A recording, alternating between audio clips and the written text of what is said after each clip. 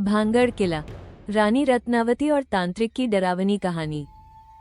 राजस्थान की सुनहरी रेतों के बीच बसा है भांगड़ किला, जिसे भारत का सबसे भूतिया किला कहा जाता है। लेकिन आखिर क्यों, आइए जानते हैं।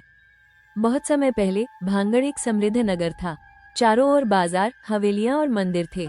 लेकिन कहते हैं इस नगर की बर्बादी की वजह बना एक तांत्रिक। वो तांत्रिक रानी रत्नावती की सुंदरता पर मोहित हो गया।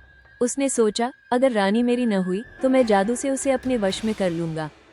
उसने रानी के लिए एक जादुई इत्र बनाया, जिसे छूते ही रानी उसके वश में आ जाती।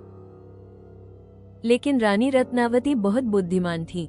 उन्होंने तांत्रिक की चाल पहचान ली और वो इत्र जमीन पर गिरा दिया।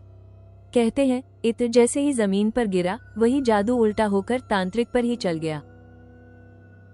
तांत्रिक मरते समय शाप दे गया, यह नगर कभी खुशहाल नहीं रह पाएगा। ये हमेशा वीरान और बर्बाद रहेगा। कुछ ही समय बाद भांगड़ और अजबगढ़ के बीच एक भीषण युद्ध छिड़ गया, जिसमें रानी रत्नावती की मृत्यु हो गई और इस घटना ने भांगड़ को बर्बाद कर दिया। इस युद्ध में रानी रत्नावती सहित बहुत से लोग मारे गए और देखते ही देखते भांगड़ उजड़ गया। लोगों ने नगर छोड़ दिया और यह खंडहरों में बदल गया। सूर्यास्त के बाद किले में किसी को रुकने की अनुमति नहीं है और यह भारत के सबसे भूतिया स्थानों में से एक माना जाता है। कहा जाता है कि रात में आत्माएं और भूत घूमते हैं, अजीब आवाजें सुनाई देती हैं और जो भी रात में वहां रुकता है वो सुबह वापस नहीं लौट पाता। सरकारी प्रतिबंध।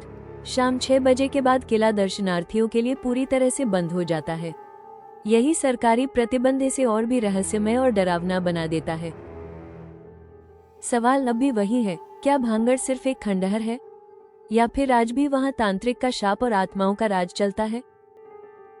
इतिहास के साथ साथ अद्भुत फैक्ट्स और अनसुनी बातें जानने के लिए चैनल को सब्सक्राइब कीजिए। वीडियो को लाइक और शेयर करना मत भूलिए।